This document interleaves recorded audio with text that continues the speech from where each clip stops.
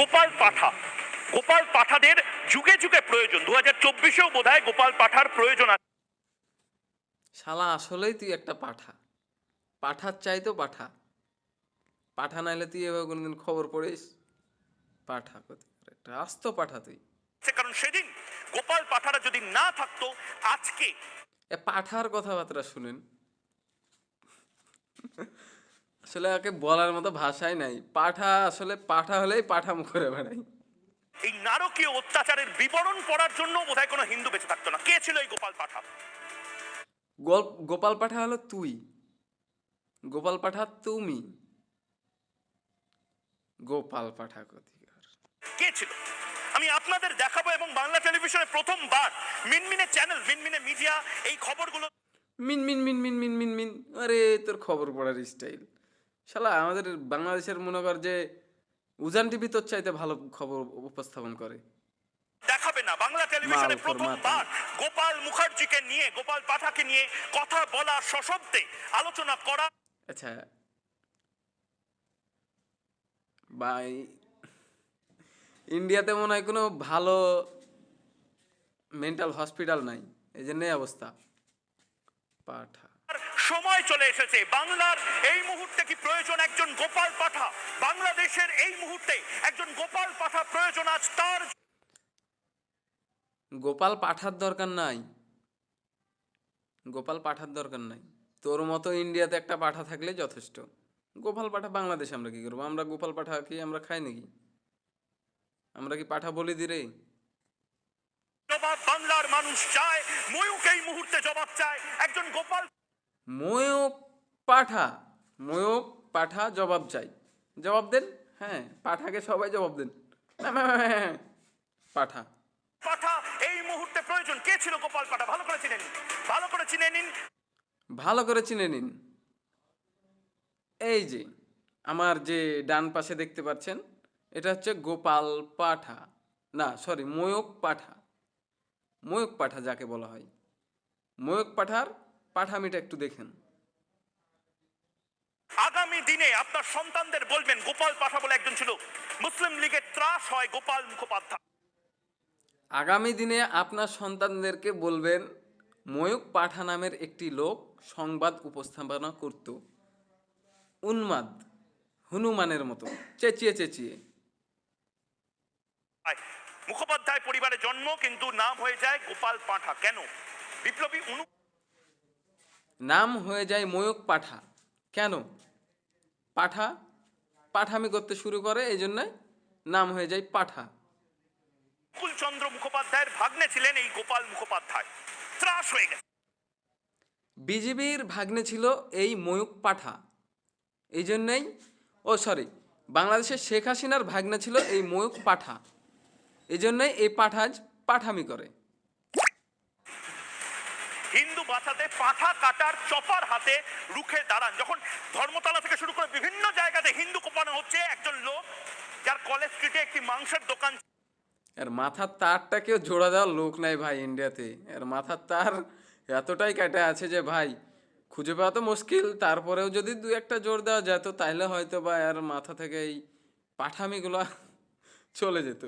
ছিল পাঠা কাটার যে চপার, সেই চপার নিয়ে সে রাস্তায় বেরিয়ে আসে এবং একা যতজন হিন্দুকে বাঁচানো যায় তত।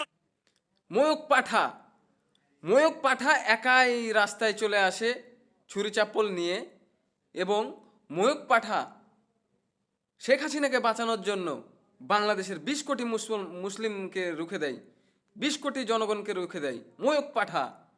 এটা হচ্ছে ময়ূক পাঠা। হিন্দুকে তারা বাঁচানোর জন্য শেষ রক্তবিন্দু অব্দি লড়াইয়ের প্রতিজ্ঞা করে। এক হাতে এই গোটা বাংলা সমাজকে বাঁচানো, একা হাতে হিন্দুদের বাঁচাতে বেনজির প্রতিরোধ তৈরি করেন। মুঙ্গের, পাটনা, ভাগলপুর থেকে কলকাতায় একের পর এক মানুষ আসতে শুরু করেন। কেন? কারণ গোপাল মুখোপাধ্যায় যারা রিক্সা চালাতেন সেই সময়, যারা বাস চালাতেন, যারা মুটে মজদুরি করতেন, শ্রমিক শ্রেণীর মানুষজন ছিলেন কলকাতা শহরে, তাদের বলেন যে তোমরা চুপ করে বসে থাকবে, তোমাদের সারা। ময়ূক পাঠাকে চুপ করে বসে থাকতে পারে? আওয়ামী লীগের পতন হয়েছে এখানে, এটা অসম্ভব। ময়ূক পাঠা কিভাবে চুপ করে বসে থাকতে পারে? হ্যাঁ, ময়ূক পাঠা তো মিন মিন মিন মিন মিন মিন মিন মিন মিন মিন করার মতো লোক না, তাহলে ময়ূক পাঠা কেন চুপ করে বসে থাকবে? বাংলার আর সারা দেশের মানুষকে জড়ো করো, হিন্দুরা তো মরে যাবে।